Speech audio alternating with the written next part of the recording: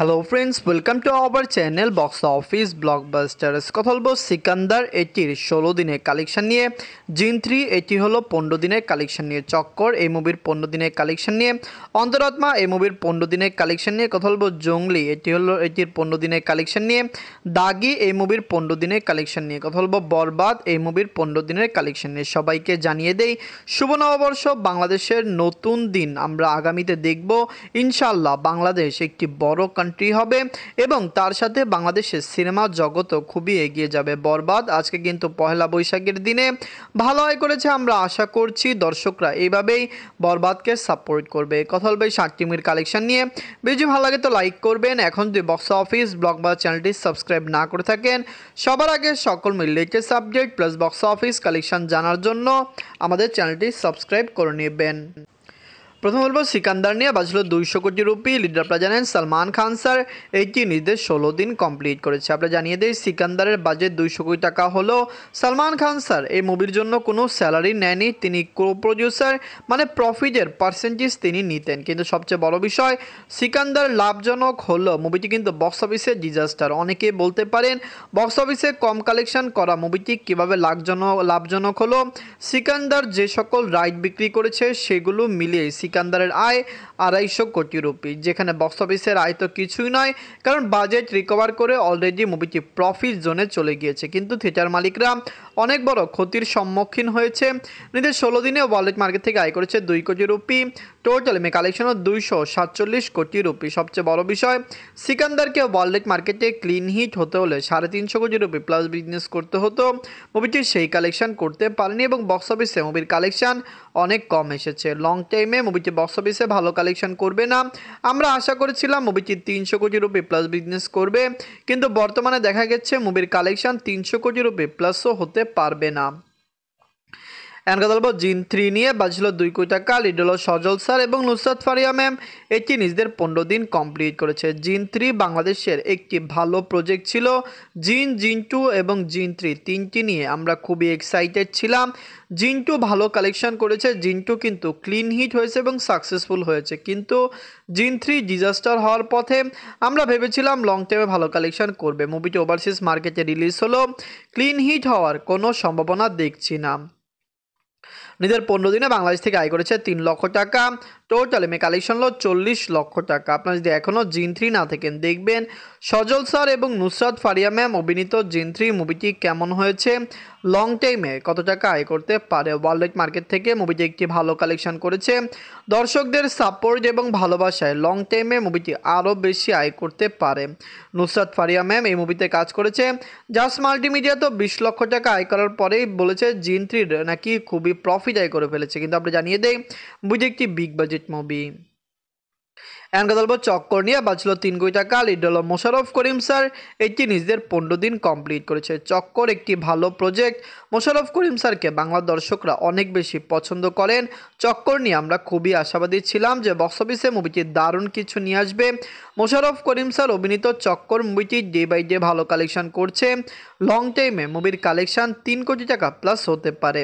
এদের 15 দিনে বাংলাদেশ থেকে আয় করেছে 6 লক্ষ টাকা। টোটাল কালেকশন হলো 1 কোটি 22 লক্ষ টাকা। সবচেয়ে বড় বিষয় চক্কর ইউএসএ, কানাডা এবং ইউনাইটেড আরব আমিরাতে রিলিজ হবে। মালয়েশিয়া, সিঙ্গাপুরে রিলিজ হতে পারে। এই সকল কান্ট্রিতে রিলিজ হলে চক্করের লাইফ টাইম কালেকশন আরও বেশি আসবে। আমরা আশা করছি মোশাররফ করিম স্যার অভিনীত চক্কর মুভিটি বক্স অফিসে ক্লিন হিট হবে। আপনারা যদি এখনও চক্কর না থাকেন, দেখবেন কমেন্ট করে জানিয়ে দেন মুভিটি আপনাদের কেমন লেগেছে। কথা বলবো অন্তরাত্মা নিয়ে বাঁচলো 4 কোটি টাকা। লিড হলো global superstar Shakib Khan sir, এটি নিজেদের 15 দিন কমপ্লিট করেছে। সাকিব খান স্যার অভিনীত অন্তরাত্মা মুভিটি ডে বাই ডে ভালো কালেকশন করছিল। মুভিটি প্রথম দিকে একটি ভালো আয় করেছিল। আপনারা জানিয়ে দেয় সাকিবিয়ানরা কিন্তু এই মুভিকে বেশি সাপোর্ট করছে না। বরবাদের মতো মেগা প্রজেক্টের সাথে এরকম প্রজেক্ট রিলিজ করলে স্বাভাবিক বক্স অফিসে মুভির কালেকশন কম আসবে। অন্তরাত্মা অনেক আগের ফিল্ম, আমরা যেরকম আশা করেছিলাম মুভির কালেকশন এর চেয়েও কম এসেছে। নিজের 15 দিনে বাংলাদেশ থেকে আয় করেছে 3 লক্ষ টাকা। টোটাল এমএ কালেকশন 90 লক্ষ টাকা। এই মুভিকে ক্লিন হিট হতে হলে বক্স অফিসে নাকি 2.5 কোটি টাকা প্লাস বিজনেস করতে হতো। বিগ বাজেটে এই মুভিটি বক্স অফিসে মুখ থুবড়ে পড়েছে এবং সাকিবিয়ানরা সাপোর্ট না করলে লং টাইমে মুভিটি বক্স অফিসে ক্লিন হিট হওয়ার কোনো সম্ভাবনা দেখছি না। অন্তরাত্মা কেমন লাগলো, লং টাইমে কত টাকা আয় করতে পারে? মুভিটি যদি আজ থেকে 2 বছর আগেও রিলিজ দিত বক্স অফিসে মুভিটি দারুণ কিছু করতে পারতো। এখন কথা বলবো জঙ্গলি নিয়ে। বাঁচল 2,50,00,000 টাকা। লিড হলো সিয়াম আহমেদ স্যার। এটি নিজেদের 15 দিন কমপ্লিট করেছে। জঙ্গলি কিন্তু বক্স অফিসে দারুণ কালেকশন করছে। এটি সিয়াম আহমেদ স্যারের ক্যারিয়ারের সবচেয়ে বড় মেগা প্রজেক্ট। সবচেয়ে বড় বিষয়, এটিকে খুবই পজিটিভ রিভিউ ওয়ার্ল্ড মার্কেট থেকে দেওয়া হয়েছে। মুভিটি বক্স অফিসে দারুণ কালেকশন করছে। ইউএসএ, কানাডা, অস্ট্রেলিয়া, নিউজিল্যান্ড এরকম বড় বড় কান্ট্রিতে মুভিটি রিলিজ হবে এবং আমরা আশা করছি বিশ্বের বিভিন্ন কান্ট্রিতে রিলিজ হয়ে জঙ্গলি বক্স অফিসে দারুণ কালেকশন নিয়ে আসবে।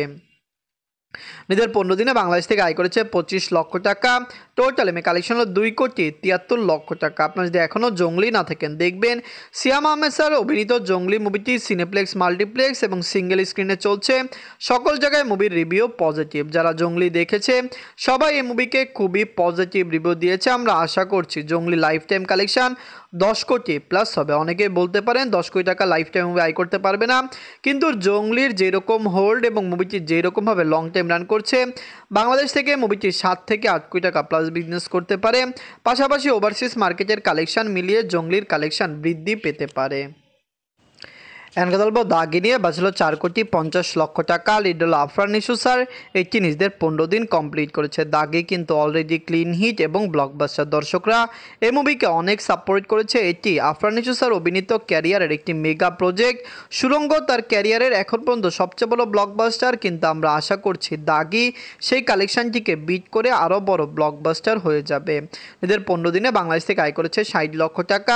টোটাল এমএ কালেকশন হলো 5,82,00,000 টাকা। সবচেয়ে বড় বিষয়, দাগি খুবই দ্রুত ওভারসিজ মার্কেটের কান্ট্রিতে রিলিজ হচ্ছে এবং দাগি সেখানে ভালো কালেকশন করবে।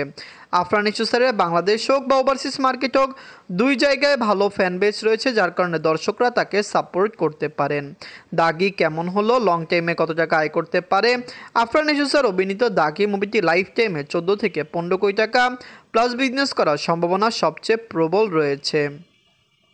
এখন কথা বলবো বরবাদ নিয়ে। বাঁচল 15 কোটি টাকা। লিড হলো global superstar Shakib Khan sir. এটি নিজেদের 15 দিন কমপ্লিট করেছে। সাকিব খান স্যারের বরবাদ কিন্তু খুবই ভালো কালেকশন করেছে। বরবাদ বাংলাদেশের ইতিহাসের প্রথম ফিল্ম যেটি খুবই দ্রুত মাত্র 15 দিনে 40 কোটি টাকা প্লাস বিজনেস করেছে, যেখানে লং টাইমে মুভির কালেকশন আরও বেশি আসতে পারে। সাকিব খান স্যার এই মেগা প্রজেক্টটি লাইফ টাইমে বক্স অফিস থেকে কমপক্ষে আমরা আশা করছি 100 কোটি টাকা প্লাস বিজনেস করবে, কিন্তু বর্তমানে মুভির যেটি কালেকশন আসছে আমরা আশা করছি 100 কোটি নয়, মুভিটি 125 কোটি টাকা প্লাস বিজনেস করতে পারে। নিজেদের 15 দিনে এটি বাংলাদেশ থেকে আয় করেছে 2,58,00,000 টাকা।